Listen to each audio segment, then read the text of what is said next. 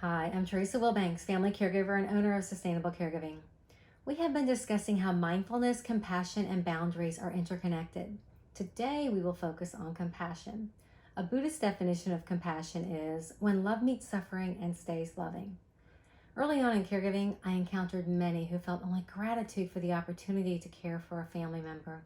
I could not look to them for direction because from where I was, they were on a different path that was on a different planet. I needed a compass to find my way back to compassion.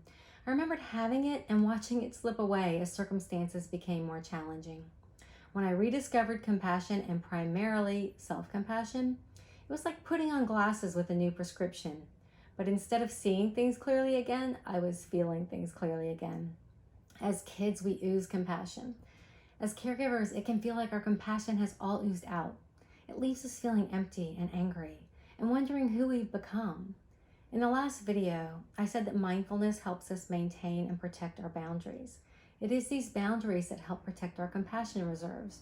As caregivers, we face many common barriers that impede us from acting with compassion, including exhaustion, anger, resentment, and fear. When our boundaries are consistently crossed, these barriers increase in size and intensity.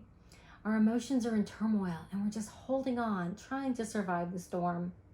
We can use mindfulness to be aware of what is going on inside. We can focus awareness on the areas experiencing that physical tension, and those areas will begin to relax. Then, we can employ compassion for ourselves, for others, and for the circumstances. We can pause the story and rewrite it. As we reconnect with the source of love and compassion within ourselves, we can use this compassion and set boundaries to protect our well-being and our compassion reserves.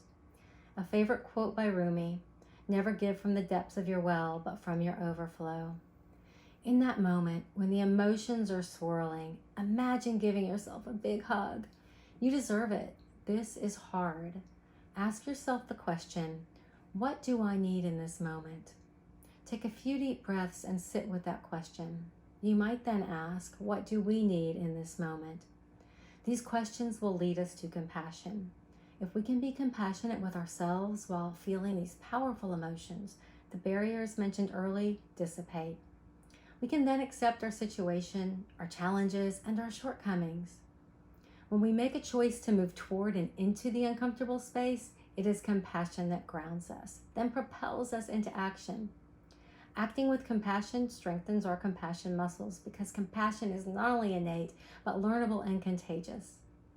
Go to sustainablecaregiving.com to learn more about the importance of cultivating self-compassion while caring for a family member. Next in this series, we will discuss how setting boundaries as a caregiver helps create sustainable relationships and about how mindfulness and compassion can help us set and maintain those boundaries.